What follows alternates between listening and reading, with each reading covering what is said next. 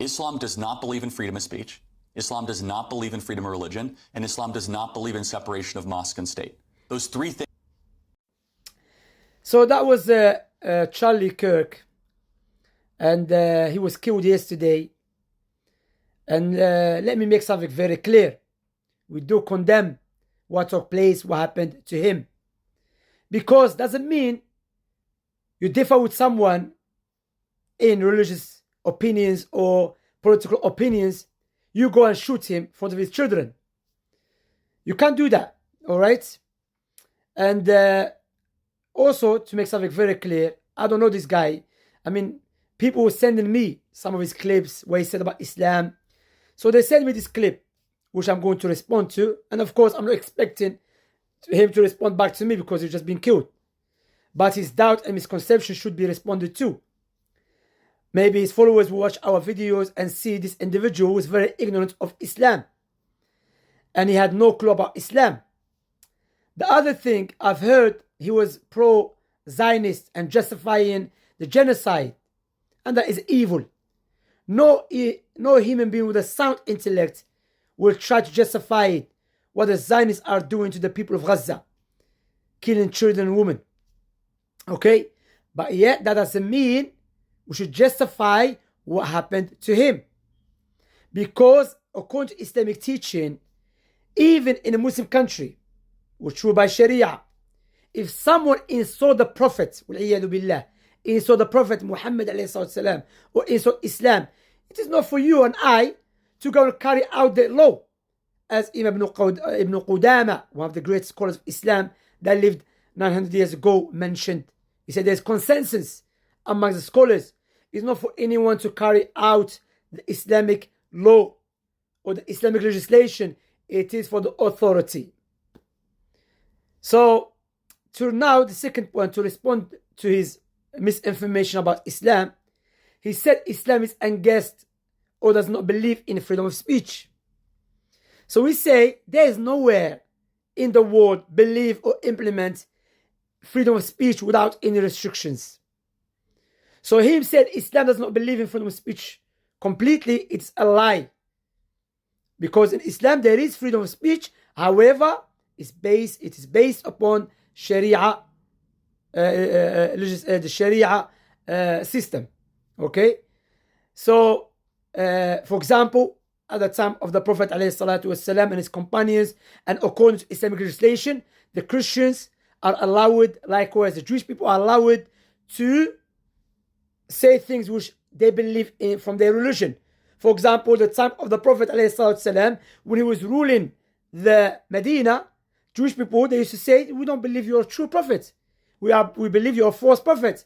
And there's no any narration where the Prophet ﷺ ordered the companions to go and kill Jewish people for believing he's not a true prophet or the Quran, it is not from God.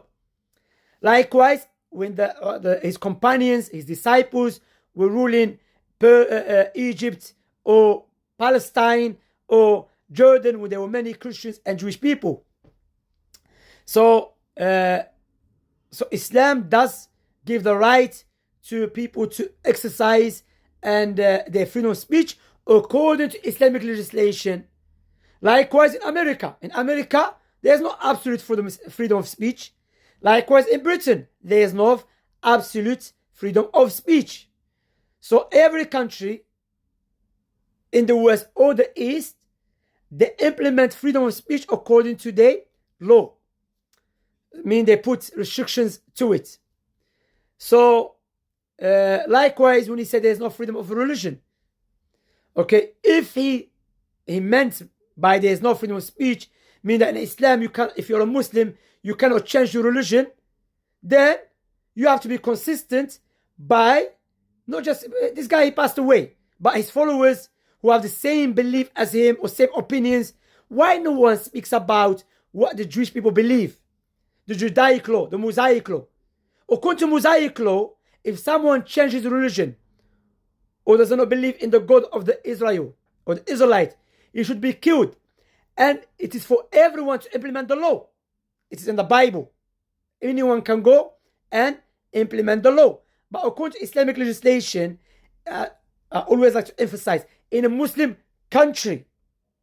It is for the authority to implement the law. Alright? And also he mentioned that Islam does not separate the mosque from the state because Islam is a way of life. Allah is not the only God of the people in the mosque. Allah is the God of everyone. The creator, the legislator. That's his creation. And his legislation is based upon justice. When humans legislate things, there's evil desires involved. Bias. People are biased. They will legislate something only for the poor people, not for them. And other than that, and also let me give you something which is very important for the non-Muslims and Islamic haters to hear. According to Islamic legislation, Sharia, the Christians and Jewish people, they are allowed to have their own courts in the Islamic Sharia. And I advise you to read the book by our teacher and Sheikh Abu Iyad Amjad Rafiq about the Prophet alayhi salatu wassalam.